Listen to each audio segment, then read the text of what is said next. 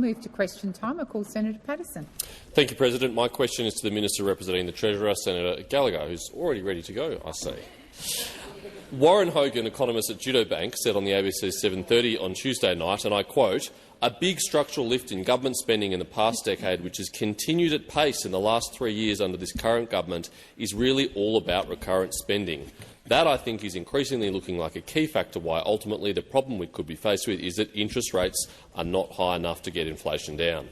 Does the government take responsibility for the rise in inflation and consequential decisions by the RBA to keep the cash rate high?"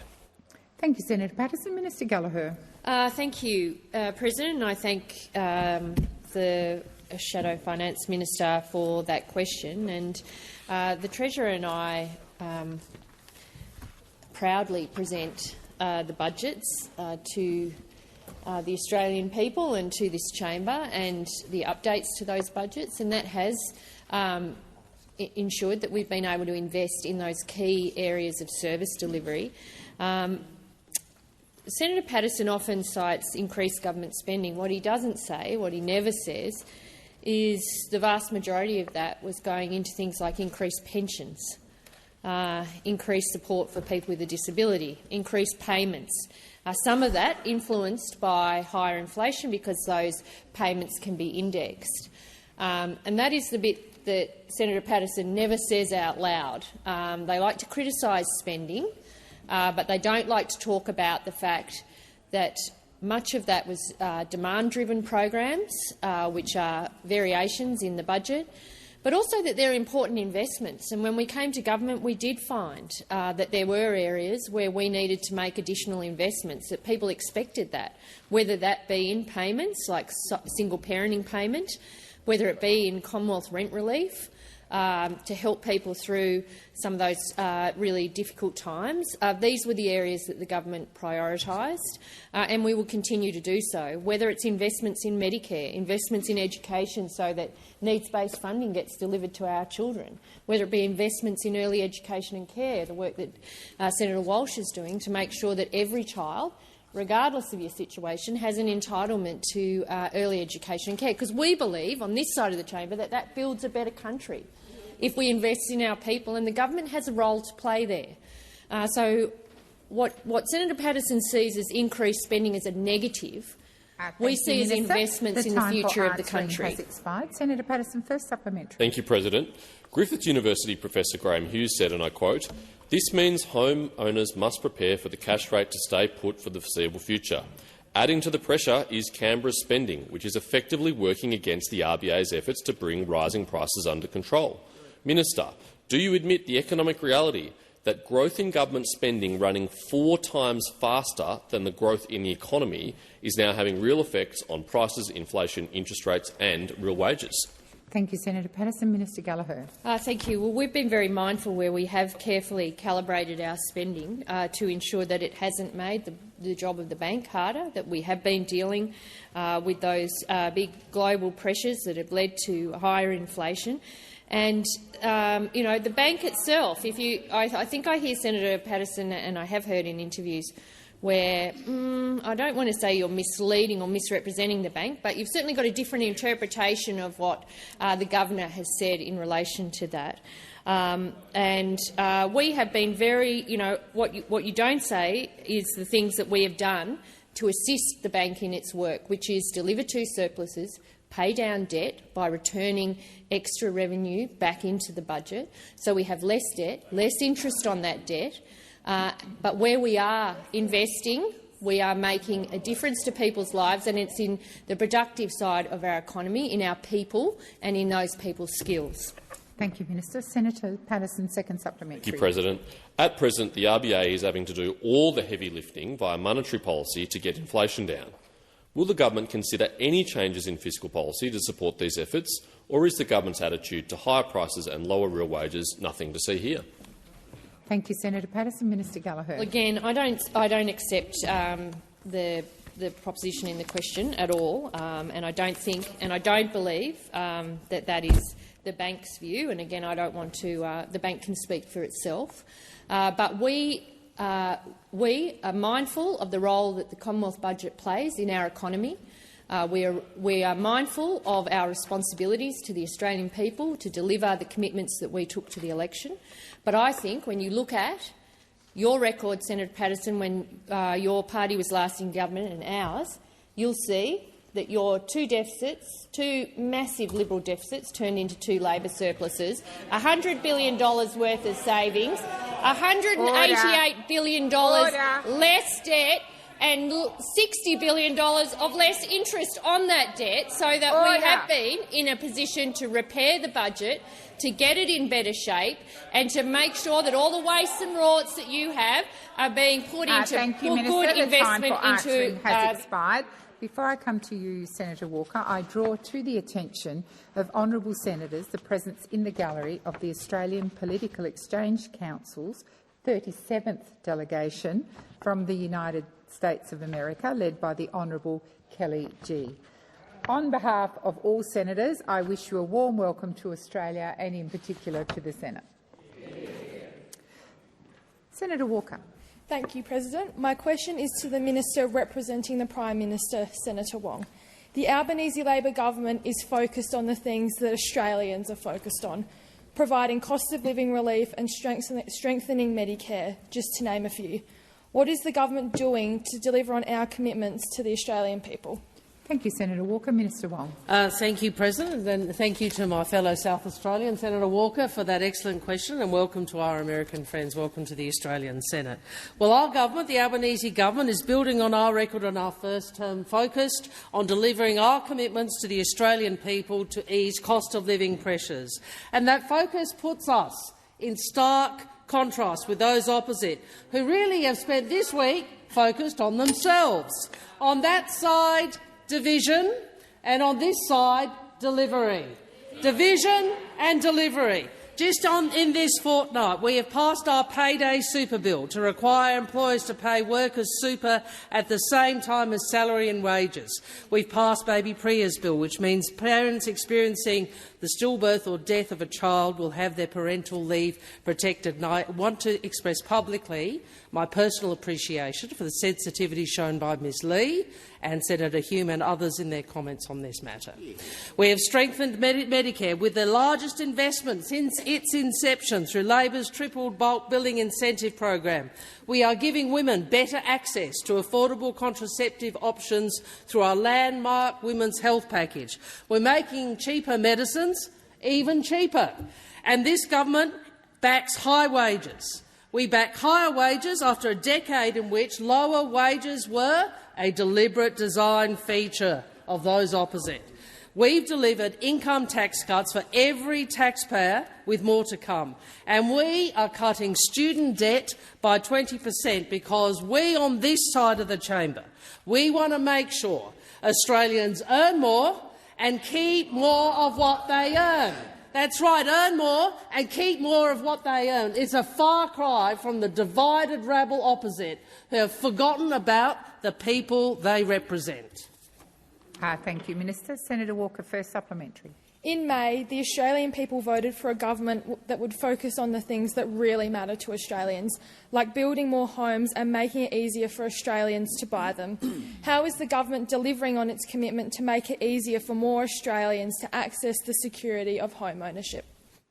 Thank you, Senator Walker. Minister Wong. Thank you, President. And Senator Walker rightly focused on housing as one of the issues in her first speech. And we took to the election an ambitious plan to build more houses and to make it easier for Australians to buy a home of their own. Unlike those opposite, who neglected housing for a decade, this government is making it easier for Australians to achieve the security of home ownership. Unfortunately, the Liberals and the Nationals still don't take housing seriously. And the reality is no one can actually keep up with their policies. On Monday, Senator Bragg declared we can pretty much close the book on the Coalition's disastrous super for housing policy. But he forgot to share his plans with his mate, Mr Wilson, who was continuing his campaign to let young people raid their retirement incomes. Look, it's all pretty embarrassing, and it would never happen under a Wilson government, would it, Senator Bragg? Thank you, Minister. Senator Walker, second supplementary. The Albanese Labor government is focused on building on the strong foundation of its first term. to keep delivering for Australians. What progress is the government making, and what are the obstacles to that progress? Thank you, Senator Walker. Minister Wong. Well, President, I'm asked about obstacles to progress, and to be honest, there they are. There they are. They're sitting across from me in this chamber, an opposition entirely focused on infighting, an opposition which, according to earlier reports, we've seen senior Liberals, Senator Cash, Senator Duniam, Senator Patterson, all arguing to dump net zero and their response on climate. They've made it pretty obvious where they're headed. They've made it pretty obvious where they're headed, but unfortunately it's not where the leader is headed. It's not where Ms Lee is headed. So how are the Australians meant to believe the Liberals when the Liberals don't even believe in their own leader? This is not a credible party of government. This is not a credible party Minister of Wong, government. please resume your seat. Senator Ruston. Thank you very much, President. I would ask you, on relevance, that maybe you could direct the leader back to the question that was asked by her own side. Thank you, Senator Ruston. I believe the minister is being relevant to the question which was asked. Minister. This is not the behaviour of a credible party of government, and I rarely agree with the headline in The Australian. Almost never. But the worst performers in 40 years had a ring of truth. The time for answering has expired. Order. Order. Order.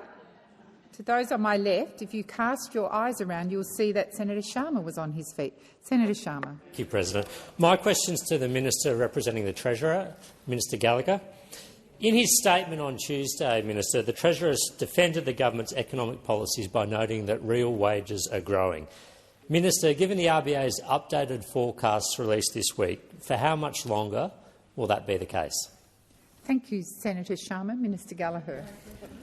Thank you, President, and I thank Senator Sharma for the question. And this government is determined to ensure that people's wages keep growing. That is why we have done a number of things, including amendments to the Fair Work Act, but also supporting minimum wage increases. We remember the times where those opposite they had a special section in their application to the Fair Work Commission on the minimum wage review. It was a special chapter that said the importance of low wages. Minister Gallagher, please resume your seat. Senator Patterson. Well, this is really necessary, but on direct relevance. I'm not sure what the Fair Work Commission under the previous government has to do with Senator Sharma's question. Senator Patterson, the minister is being relevant to the question. The question went to wages. Minister Gallagher, among other things. Thank you. So there was. Order. We know what those opposites stood for, and the deliberate design feature of their economic policy was to keep wages down. We know they had that chapter in their submission. We know that on this side, since coming to government, we have actively sought to ensure that wages get moving again, and real wages grew 1.3% through the year to the June quarter, the strongest annual growth in 5 years. I know Senator Ruston won't like this. They've grown for 7 consecutive quarters under this government. And what were they under you, Senator Ruston, when you were at the decision-making table? They were going backwards by 3.4%. Thank you, Minister. Senator Sharma, first supplementary. Thanks, President. Minister, the RBA now expects headline inflation to soar to 3.7% and remain high across 2026. And at the same time, the RBA is predicting wage growth of 3% by mid-2026.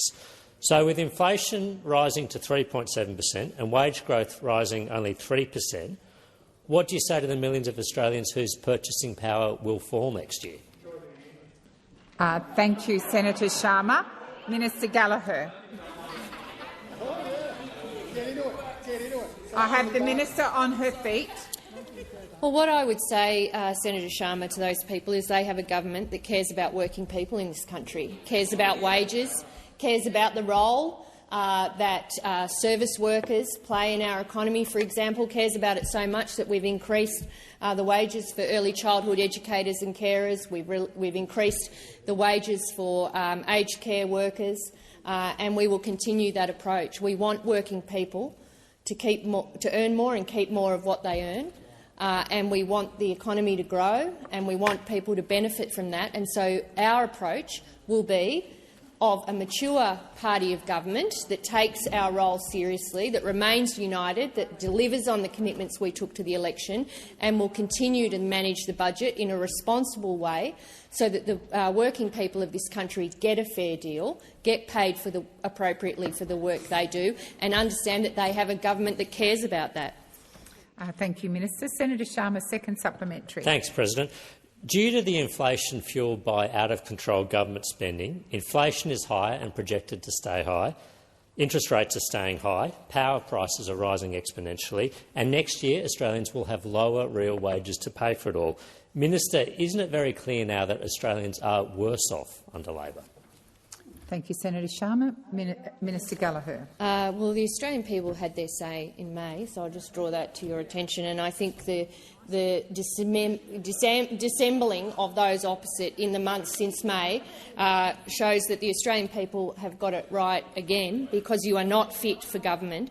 But when you talk about spending, you are talking about age pension increases, energy bill relief, cheaper childcare, cheaper medicines, urgent care clinics, bulk billing, paid parental— Please resume your seat. Senator Henderson, sorry, I didn't see you. Thank you very much, President. The point of order, I would just ask that you ask the Minister, she made a number of references to you, if she could direct her comments through the chair, please.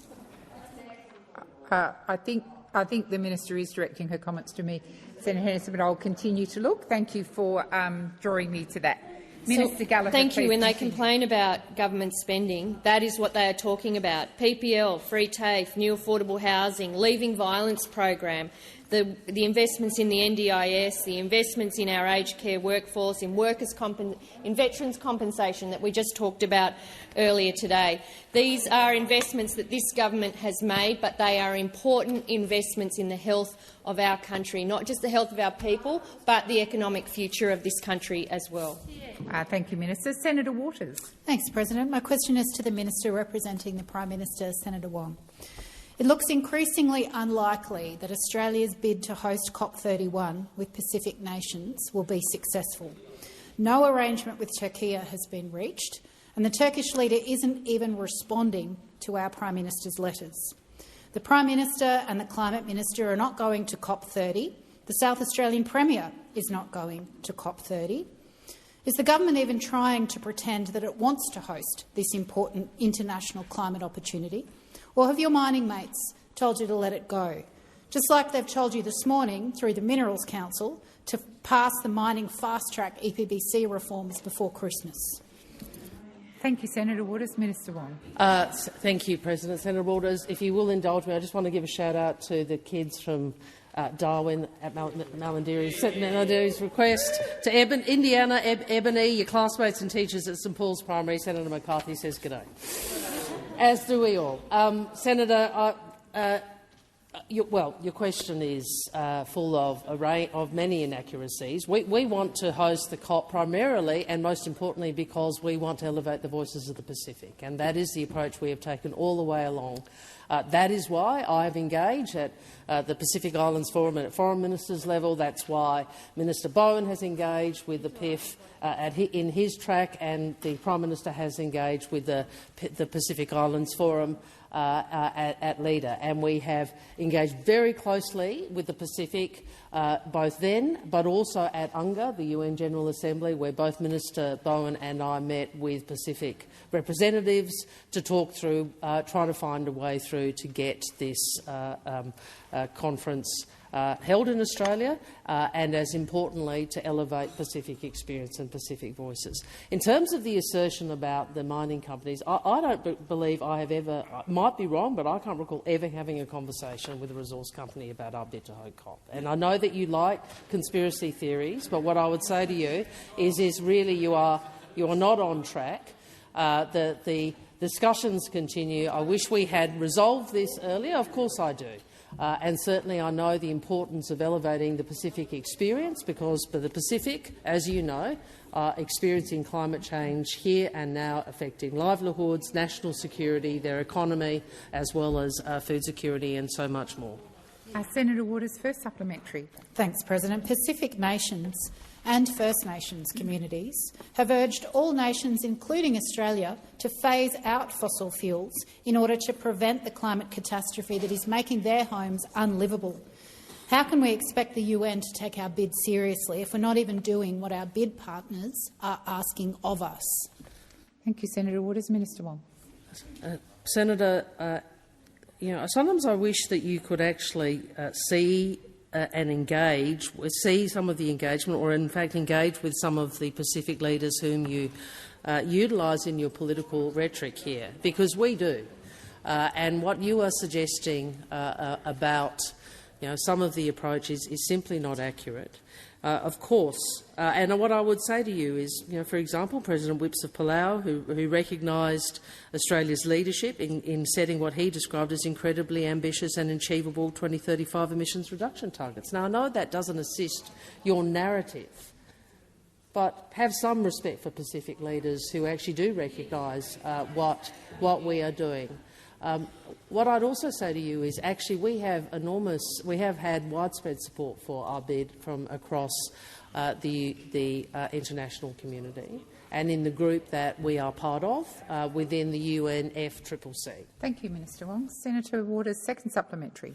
Thanks, President. This government's proposed new environmental laws don't take account of climate impacts, but they do include a new fast-track pathway for coal and gas projects that the Minerals Council and Chevron and BHP are delighted by. Has Australia's determination to fast-track fossil fuels jeopardised our bid to host COP31?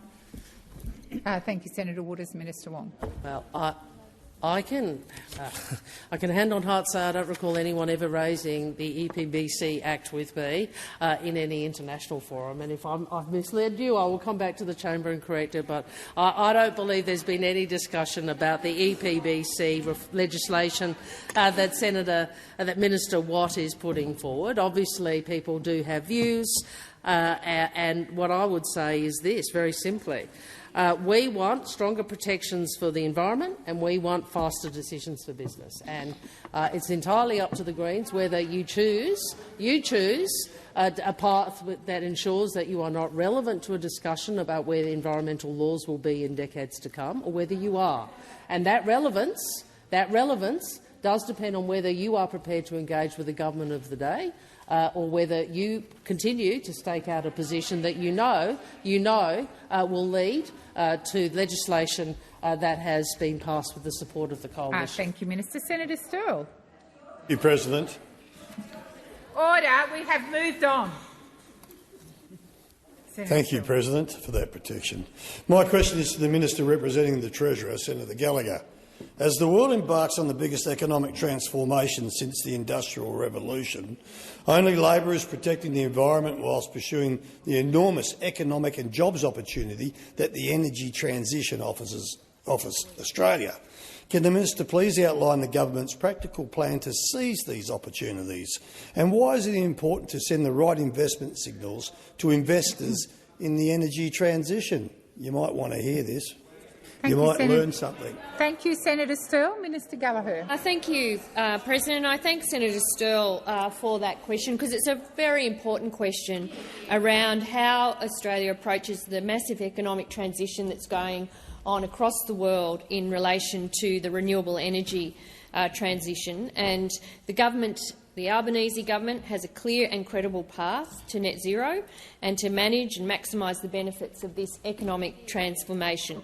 We need to help Australia, or our policies need to help Australia attract investment, lift wages, grow living standards and create jobs and spread economic opportunity right around the country. And we know from the modelling that was released by Treasury, which accompanied Labor's announcement on our 2035 targets, Treasury's modelling makes clear really 5 key conclusions. One, that Australia can be a primary beneficiary of the global net zero transformation if we continue to take action on climate change. Secondly, that cleaner and cheaper energy will strengthen Australia's international competitiveness, that clear and credible climate action will lead to more jobs, higher wages and better living standards for Australians, and that an orderly net zero plan gives business the clarity and certainty they need to invest in Australia with confidence. They also find that a disorderly transition will mean fewer jobs, less business investment, lower wages, lower living standards and higher power prices in a smaller economy. These are the clear findings from Treasury, and they, as the experts, have had a look very closely, including across the world, and the benefits for Australia are clear, which is why on this side of the chamber we are united in our approach to grabbing those economic opportunities that come, to walk together to make sure that we don't miss those opportunities and that the jobs and higher living standards that come with Thank you, Minister. will the time benefit for all answering Australians. has expired. Senator Still, first supplementary. Yes, thank you, President. The government knows that energy prices are a key concern for Australian households, which is why we have delivered energy bill relief. As the world looks towards a green energy future, what benefit does the energy transition offer Australians when it comes to the cost of electricity? Thank you, Senator Still. Minister Gallagher. Thank you. Thank you very much, President. I thank Senator Sterle again for that question. Well, all of the advice to government makes it very clear that the cheapest form of new energy is firmed renewables. That's right, firmed renewables. That upward pressure on electricity is overwhelmingly due to ageing fossil fuel assets. And 3, that if we don't have an orderly transition to the renewable energy future, means high prices for households, high prices for business, less jobs, less business investment, and those opposite, the party of the free market, as Senator Bragg so eloquently put in one of his 3,000 interviews this week. Well, the debate's over. I mean, the capital markets have made up their minds here. There is a wall of money going to renewable energy. Where is the party of free markets gone has to? Expired. Senator Sterle, second supplementary. Yes, thank you, President, and thank you, Minister. Treasury has told us that abandoning net zero would result in fewer jobs, less growth, lower investment, lower wages and lower living standards. What is the government doing to ensure that Australia avoids a disorderly transition, or even worse, a scenario where net zero is abandoned? Thank you, Senator Still. Order. Order. Order. Order. Minister Gallagher. Thank you, President. I thank Senator Sterle for that excellent delivery of that question. But this government is focused on making sure that this generation and, importantly, future generations benefit from the opportunities that come with the global energy transition and economic transition that is currently underway. And we know from information to us, and this would have normally been enough to convince the old Liberal Party or the traditional Liberal Party to stick with a energy policy, or at least not abandon net zero. We know that the economy would be projected to be $2 trillion smaller by 2050. GDP per capita would be $4,500 lower by 2050, and wholesale electricity prices, if you are worried about prices, would be about 50% higher by 2050. That is the reality of what you are about to do when you abandon net zero. Order. Once again, we have moved on. Senator David Pocock. Thanks, President. My question is to the Minister representing the Assistant Treasurer, Senator Gallagher.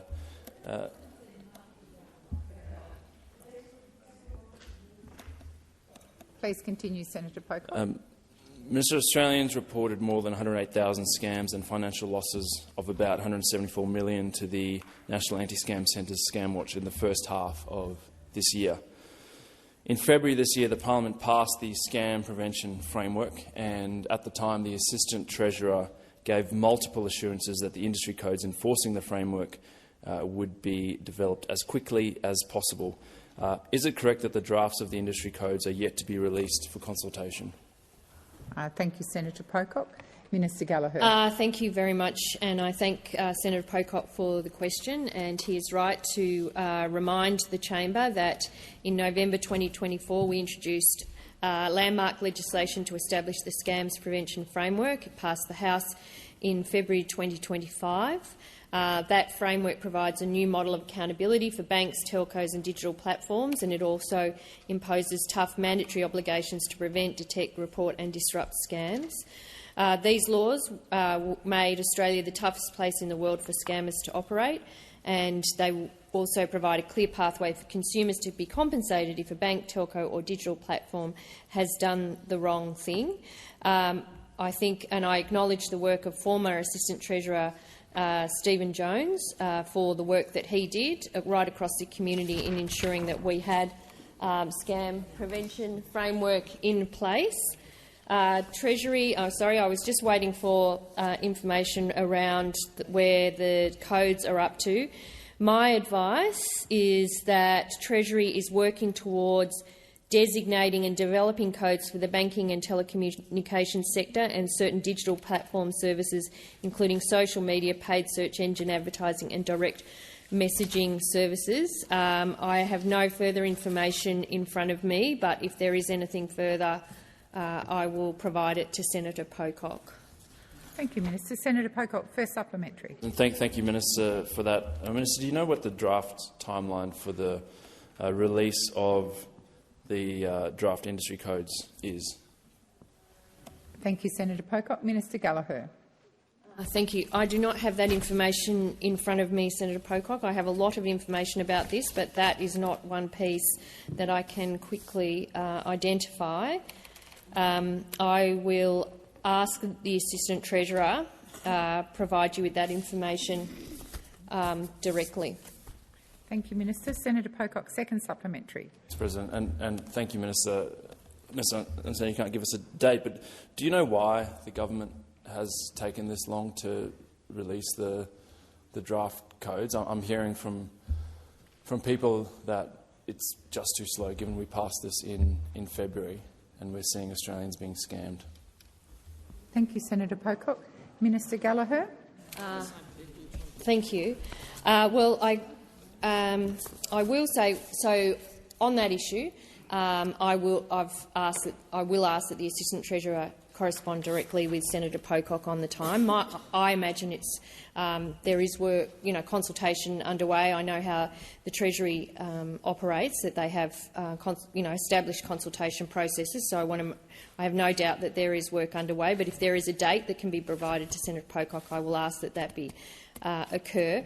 In relation to the response to scams, though, whilst this code is important, there are already measures in place to protect people from scams, including from the banks and telcos themselves, who I've met with recently, and that this is one of the top issues they raise with me, not only in protecting their customers, but also ensuring that their reputation of their business is maintained, and they are very motivated to protect customers from scams. But on the question itself, I will ask the Assistant Treasurer to provide an answer. Senator Duniam.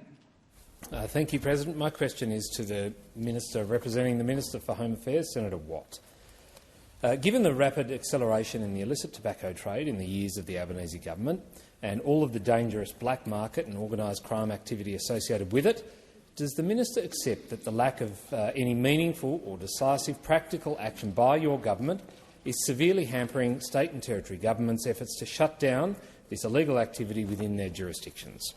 Thank you, Senator Duniam. Minister Watt. Thank you, President, and thank you, Senator Duniam, and congratulations, Senator Duniam, on your recent appointment as the Shadow Home Affairs Minister. I look forward to the only person happier about that than me was Senator Patterson, who we might recall at the most recent estimates was the acting temporary interim Shadow Home Affairs Minister. So it's good to have an actual Shadow Home Affairs Minister, and I look forward to seeing you at estimates. I think I was asked a question about this in the last fortnight, and the point I made there was that the government has taken serious action about what is a serious problem, and that is the growth of illicit tobacco.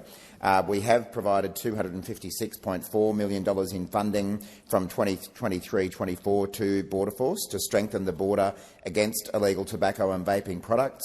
There is a substantial amount of work being undertaken in combination with state and territory police forces to combat illegal tobacco.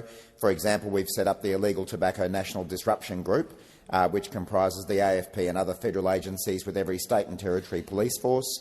We recognise this is a serious problem. It's going to take a lot of effort, not just from federal government agencies but state and territory agencies, and we remain committed to supporting them. Thank you, Senator Watt. Senator Duniam, first supplementary. Yeah, thanks, President. In 2023, Minister Mark Butler forecast that tobacco excise would deliver an extra $3.3 billion in revenue over the forward estimates, instead of what's now turned into a roughly $25 billion loss as a result of the exploding illegal tobacco trade.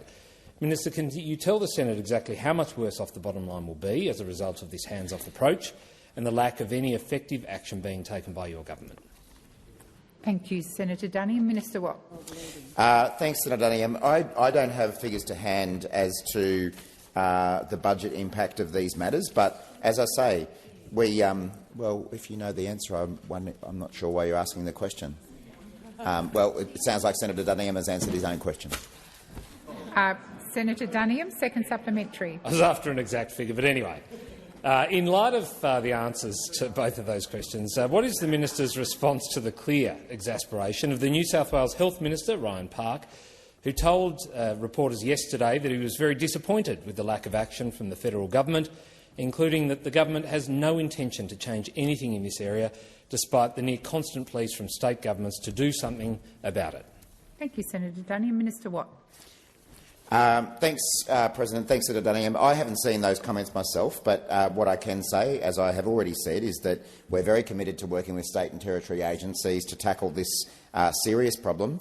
There's effort going in from a police enforcement level. There's effort going in from Border Force. There's a range of other effort being undertaken at the federal level as well. We know that it will take time, but we're already seeing results of some of these efforts.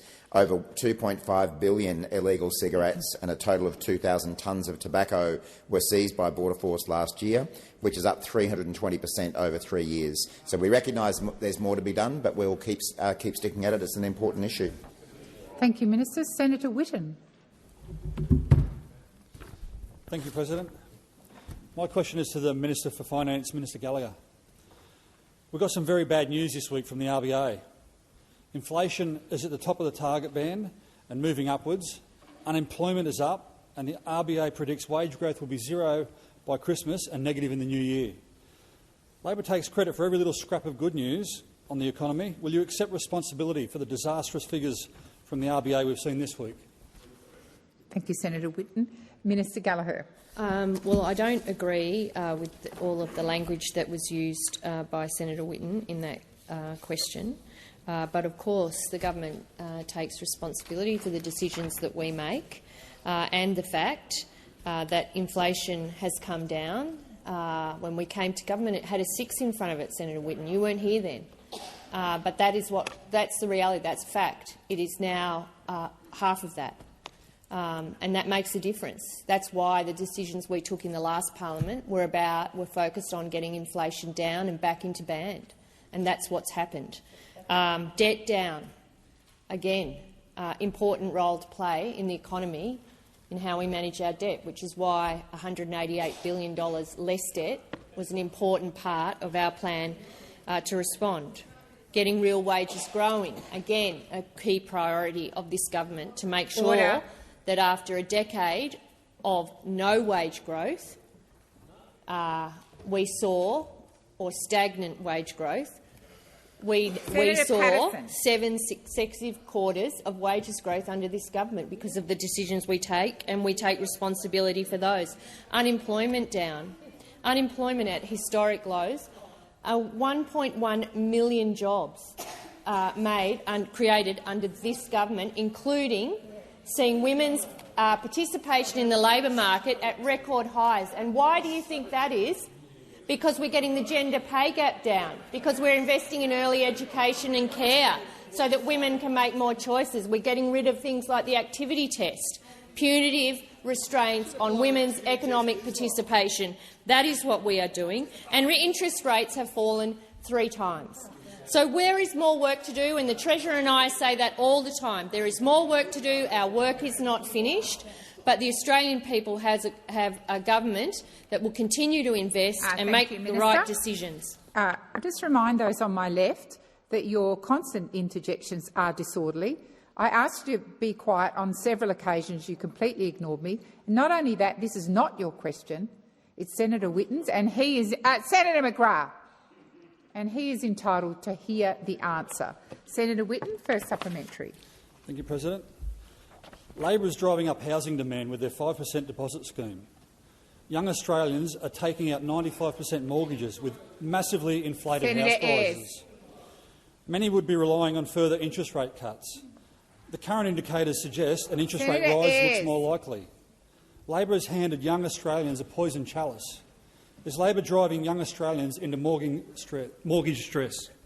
Thank you, Senator Whitten. Minister Gallagher. Thank you very much, and no.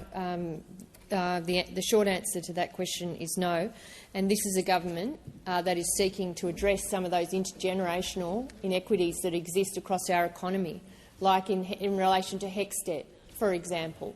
The situation of young people, and where there are areas where the government can help, we will look to help and address that inequity that we see. And when it comes to housing, there is not enough supply of housing in this country. And we are building housing. That is what we have to do. We have to continue to focus on supply so that we can provide the housing opportunities for younger people that I had when I was looking to buy my first home. That is what this government is about. That is why we are investing in every single aspect right along the housing compendium, from homelessness all the way to home ownership, because it matters, and that is what this government will continue to do. Senator Whitten, second supplementary. Thank you, President. All of the numbers are pointing the wrong way.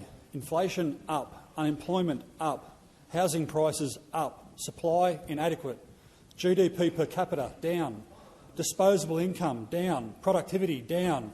Australians are not thriving under Labor, they are suffering. Does Labor take responsibility for putting Australians, especially young Australians, in the path of a recession that we didn't have to have? Thank you, Senator Whitten. Minister Gallagher. Thank you. Well, here are some other statistics. Employment up, participation rate up, gender pay gap down, women employed full-time up, manufacturing jobs up, annual wage growth up, annual real wages up, wholesale electricity prices down, gas prices down, private business investment up. These are the things that matter. Like we are focused on helping households. We're dealing with the inflation challenge. We are making sure that we help people with cost of living pressures where we can, and we will continue to do so. Thank you, Minister. Senator Ghosh. Thank you, President. My question is to the Minister representing the Minister for Climate Change, Senator Ayres. Energy has always been the foundation of Australian industry's international competitive advantage.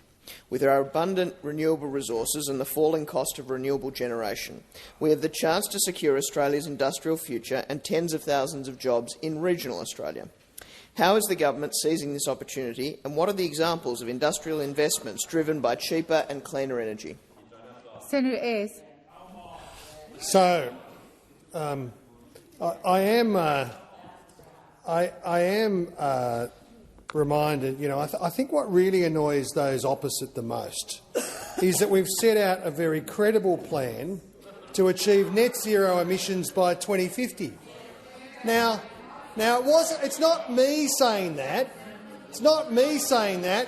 That's Senator Matthew O'Sullivan. That's Senator Matthew O'Sullivan, Tuesday, 23 November 2021.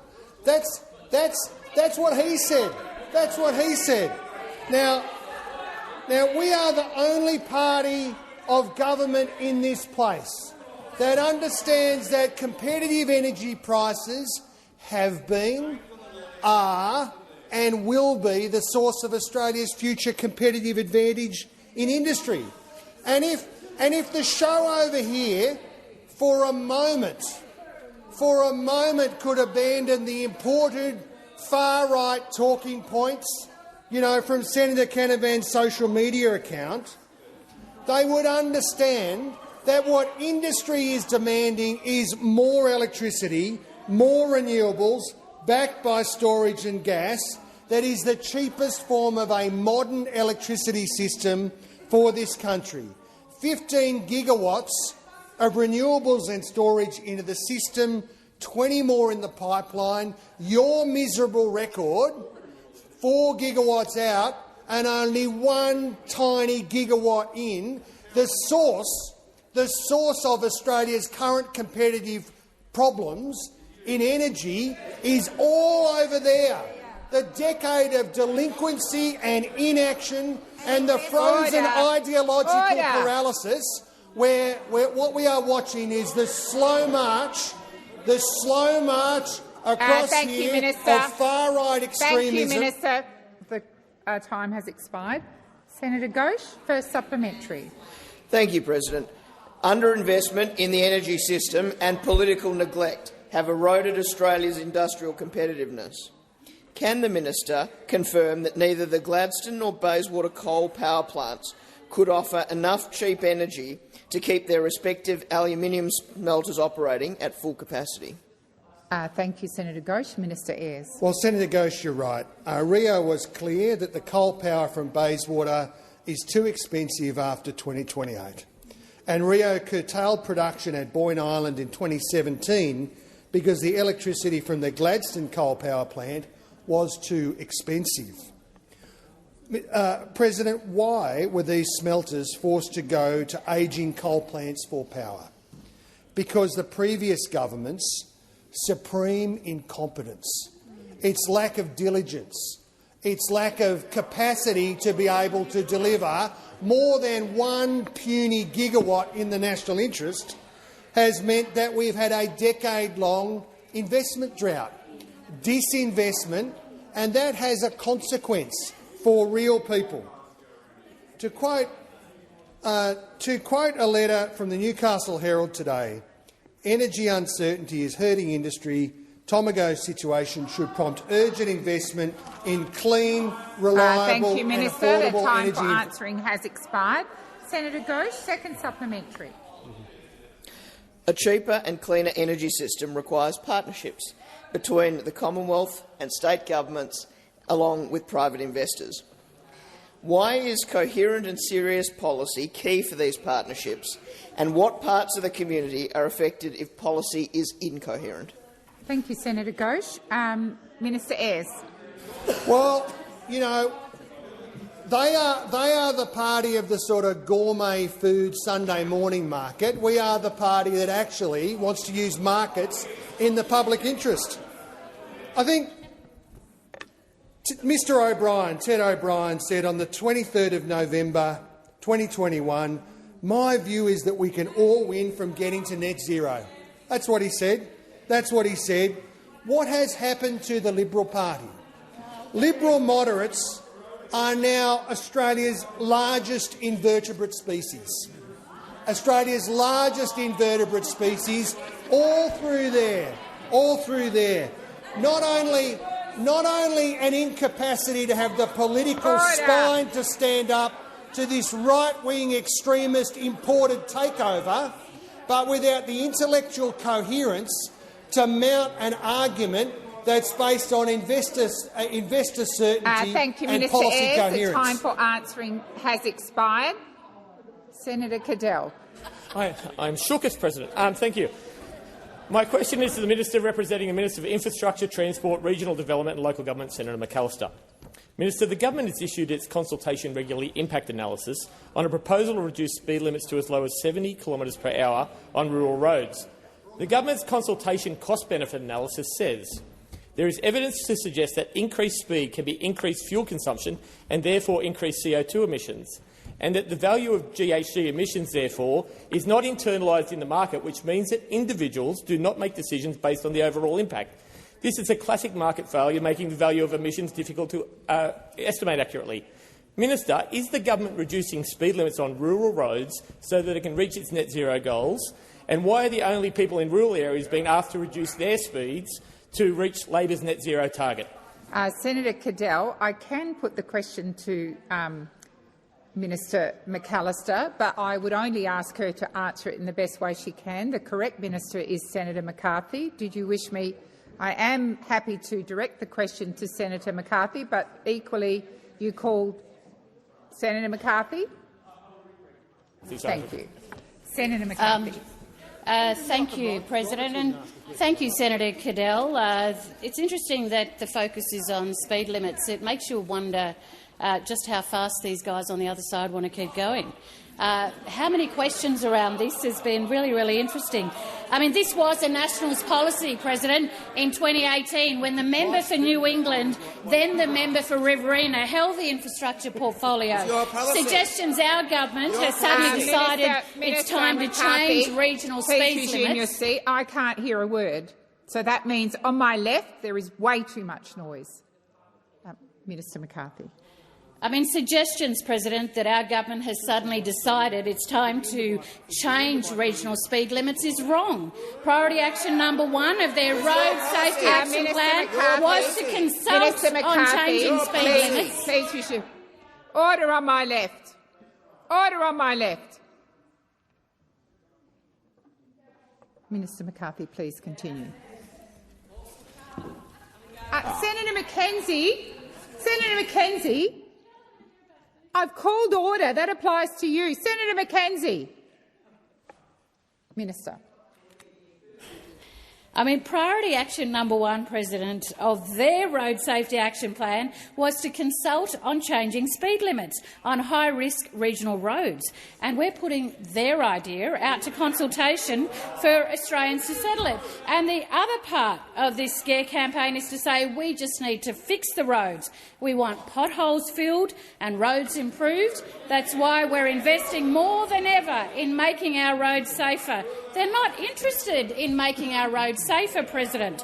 Doubled funding for the Roads to Recovery program. Minister McCarthy, please resume your seat. Senator Canavan. Thank you, Madam President. The question is a point of order on relevance. The question was about the reference to carbon emission reductions as a benefit in the government's consultation paper. The minister hasn't gone anywhere near that. Senator Canavan, as you well know, that was not the only part of the question. Order! Order! Senator Ayres. I had Senator Hanson-Young, no. I had Senator Canavan on his feet with a point of order. Before I even had a chance to finish my response to that, we had interjections across the chamber. Senator Patterson, I've called you way too many times today. Minister McCarthy is being relevant, Senator Canavan. However, I will continue to listen carefully. And that means, Senator McKenzie, no interjections. Minister McCarthy. Thanks for your protection, President.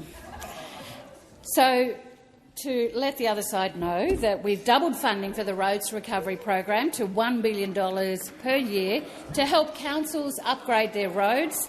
We've reversed the Liberal freeze on highway maintenance funding to get on with fixing potholes and resurfacing our national highways. Now, the Coalition, they could have done that, President, in their wasted decade of government, but they didn't. And we're making big investments in our roads, making them safer and more efficient, and it's no thanks to those opposite. Thank you, Minister. Senator Cadell, first supplementary. Thank you, President. Minister, the Consultation Regulatory Impact Analysis says that the government plans to apply a carbon price to show the benefits of lower carbon emissions from reduced speeds on rural roads. Why is the government applying up to a $179 carbon tax on people who drive on country roads? Minister McCarthy. Thank you, President. Well, you know, as I've said in my previous response, it was priority action number 1 in your plan to review speed limits on high-risk regional roads. And can I just say, Senator McKenzie. Well, if you know the answer, I don't need to speak. Senator Cadell, second supplementary. Yes, Senator McKenzie. Senator Cadell's questions have gone to the government's on relevancy, have gone to the government's own consultation paper, and the minister has not Senator come near it. Senator McKenzie, the minister is being relevant. I believe she's answered the second, the the first supplementary. So you have one more. Thank you, Senator Cadell. Thank you, President. Minister, will the government rule out Order. That's hurtful, sir. Minister, will the government rule out any calculation of carbon emissions reductions in its decision regulatory impact analysis? Can the government commit that any decision to reduce speed limits will be based purely on safety concerns, not the ideological pursuit of Labor's net zero? Thank you, Senator Cadell. Minister McCarthy. Talk about the ideological pursuit of net zero. We know where the Nationals sit. We know where the Nationals sit. We have no idea where the Liberals sit on net zero, President. In fact, if you listen to the media or if you Minister go McCarthy. up to— Order. Order. Order. Senator McKim. Senator Canavan. Just a point of order on relevance. The question went to a government decision and the release of a decision regulatory impact analysis. Immediately the minister started talking about an opposition party. I don't think that is relevant. And I've also seek leave to table the consultation regulatory impact assessment, which includes a carbon tax of $179, which includes seeking to reduce speed limits to your seat. It is hard for me to take you seriously when you stand up and make a point of order and then you deliberately ignore me when I try and seek order and you continue on and make a statement. I've said time and time in this place, make your point of order and don't make a statement. Minister Wong. Thank you, President. First, in relation to the document, Senator, there are courtesies, as you are aware. If those are observed, our general view is that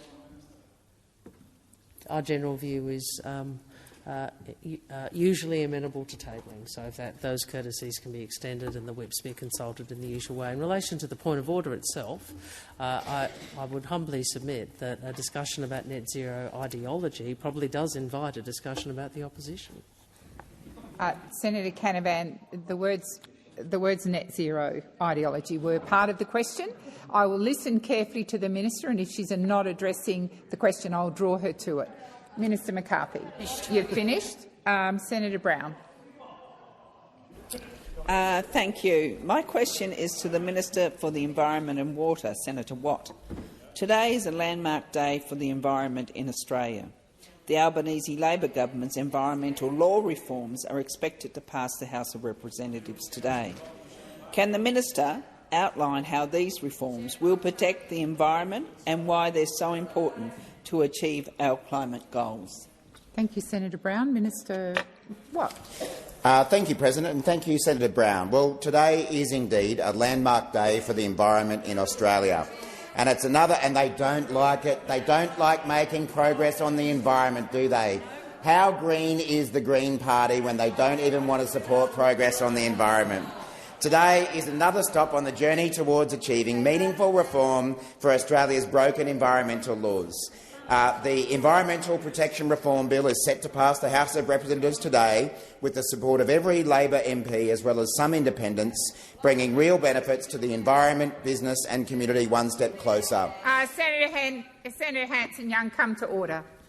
The legislation includes stronger environmental protections, more efficient and robust project approvals and greater accountability and transparency in environmental decision-making. Unfortunately, though, it's back to the future with a rerun of Australia's worst reality TV show, The Noalition. It's back for another season. But in this season, happening today in the House of Representatives, we see the Greens Party teams up with Barnaby Joyce and his other anti-renewable, climate-denying MPs in voting against these laws.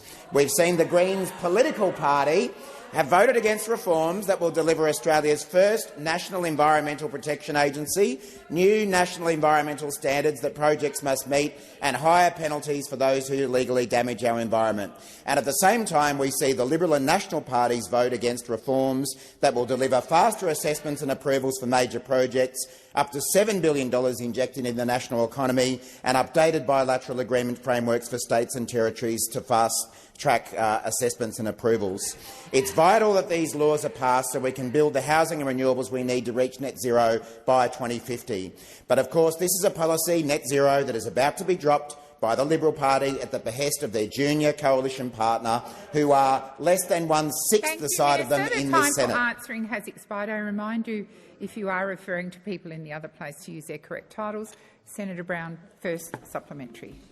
Thank you, President. These reforms are not only vital to protect our precious environment, but also to ensure that we can accelerate investment in key national priorities like housing and renewable energy. Minister, can you outline the broad support for this bill and for climate action from across the community? Thank you, Senator Brown. Minister Watt. We are seeing support from a wide range of parties for these reforms. In the last few days, we've seen support from the Housing Industry Association, the AI Group, from the Clean Energy Council, a group who like to deliver renewable energy, something the Greens Party once upon a time supported, until they wanted to stop it because they want to stop everything. So we've got the Clean Energy Council supporting more renewables and supporting these reforms, while the Greens Party want to team up with Barnaby Joyce and say no. What a horrible thought. Minister Watt, I did remind you to refer to others in that other place by their correct titles. As I say, it is very, very disturbing to see the once proud Liberal Party being led by the nose by the National Party to drop net zero, probably to oppose these reforms as well. And I did a quick count and was reminded myself that in the Senate we have 4 National Party senators, we have 23 Liberal Party senators, and in fact you poached one of the Nationals in Senator Nampijinpa Price, and you're still being led by the National Party. There are as many Liberal senators called James and Andrew as there are National Party senators, and you are following them. Minister, when I ask you to stop, you need to stop. Senator Brown, second supplementary. Thank you, President. Order. Order. Order. I have Senator Brown on her feet. Senator Brown. The Albanese Labor government is unified in its approach to investing in renewables to achieve net zero by 2050, which will ultimately protect our precious environment. How important is policy certainty around our energy market, particularly for business investment around the country? Thank you, Senator Brown. Minister Watt. It is vital for investment certainty in the energy transition that we have policy certainty when it comes to climate change, energy, and environmental law reform. That's what we're seeking support for with these reforms when we come back in the final sitting week of the year. And as I was saying, when it comes to the Liberals, there are as many Jameses and Andrews in the Liberal Party room in the Senate as there are National Party senators. All you needed to do is to get one more. You could get an Anne. You could get a Dave, you could get a Maria, and you'd have the numbers on the Nationals. But you are still letting this rump of 4 senators drag you by the nose into oblivion. Minister Watt, Senator Henderson. Order. Order. Senator Henderson. Point of order, Madam President. I would ask that you ask the minister who's been most disrespectful to refer to senators by their proper names. To the point of order. The minister needs to refer to senators by their proper and correct names. Thank you, Senator. Thank you, Senator Henderson. You will note I have been asking the minister to do that, and I'll remind him once again to refer to others. But have a Sarah or a Senator Henderson even join you and have the numbers over the notes, but you're still letting them lead you along. Now, it appears that the Liberal lapdogs are taking commands from the fake farmers in the National Party. We've got the National Party saying heal, and they heal. We've got them saying sit, and they sit. And now they're rolling over just like a lapdog on net zero. Minister Watt. Minister Watt, resume your seat. Order. Senator Ruston was on her feet. I was struggling to get Minister Watt to resume his seat. Senator Ruston. I would ask Minister Watt if he would consider withdrawing some of the offensive remarks he made about my party. Minister Watt, it's not like you to... Thank you. Minister Wong. Thank you, President. On that basis, I ask that further questions be placed on notice.